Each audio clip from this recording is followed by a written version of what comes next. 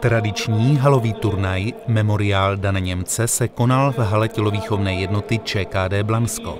15. ročník memoriálu byl rozložen do 2 dnů, a sice 16. a 17. listopadu. Zápasy se hrály na 2x8 minut hrubého času. Turnaje se zúčastnilo celkem 10 mužstev.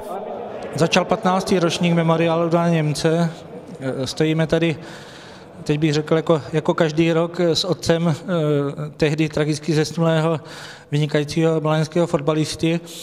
Jak to bereš odstupem času, tady ten turnaj, že pořád trvá a pokračuje?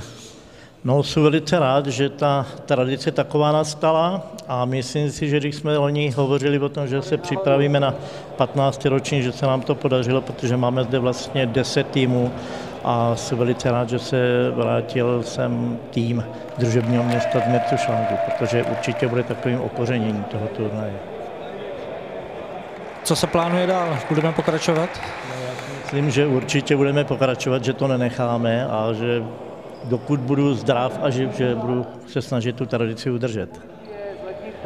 Jak se těšíš na další průběh dnešního turnaje? Právě jsme ho slavnostně zahájili. Tak určitě se tam rozehrávají hezké a zajímavé souboje.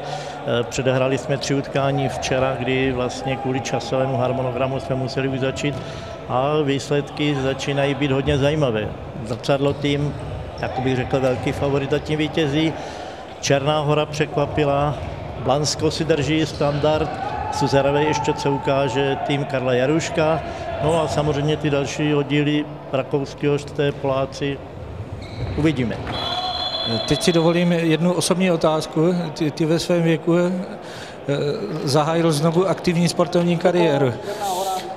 Stolního tenisty teda. Je to tak, po skoro 5leté pauze jsem se znovu vrátil ke svému vlastně sportu číslo 1 v mém životě, což byl stolní tenis a jsem rád, jde to, no. Takže hraješ v Blansku? Hraju v Blansku samozřejmě za Cčko a tak nějak je to hezký, když člověk v týmu hraje s mladýma klukama, dokonce někteří, kteří jsou o 50 let mladší. Děkuji za rozhovor a pevně věříme, že memoriál se dovede do perfektního konce, tak jako každý rok. Určitě věřím tomu, že když budeme rozdávat ceny, že budeme spokojeni a zase potom spolu budeme plánovat další 16. ročník. V boji o účast ve finále se FK Blansko střetlo s druhým polským týmem na turnaji, kterým byla KMPSP Legnica. I když mělo blanenské mužstvo v utkání optickou převahu, bojovný soupeř potrestal 2 chyby a zvítězil 2-0. Druhý semifinálový zápas po taktickém výkonu ovládla Černá Hora, která zdolala Zrcadlo tým 3-2. Finálový zápas Černá Hora versus KMPSP Legnica měl i s velkým přispěním horkokrevných polských hráčů skvělou atmosféru a symbolicky se jeho ústřední postavou stal Libor Němec, který se na vítězství svého týmu podílel 2 brankami a u 3.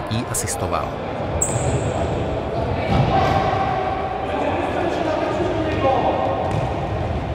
Patnáctý ročník memoriálu Dana Němce tedy vyhrál Sokol Černá Hora před polským KMPSP Legnica.